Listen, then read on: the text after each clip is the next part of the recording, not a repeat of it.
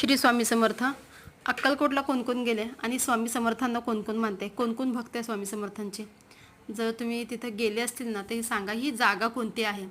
कारण असं म्हणतात की अक्कलकोटचे स्वामी समर्थ या भक्ताला भेटायला गेले होते, जो लाडका भक्त होता त्यांचा.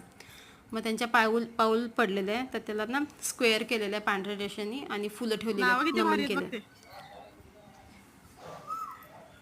विष्णुप्रिया, नंदिनी. नंदिनी पण नाव ह्याच आहे ना. श्रीविद्या. आत्ता बघितलं तुम्ही तिथे ना गायी आहेत, म्हणजे गायींचा गोठा आहे आणि त्या गायींची खूप सुंदर अशी नावं आहेत.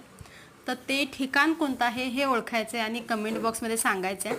आणि श्री स्वामी समर्थ लिहायला विसरू नका.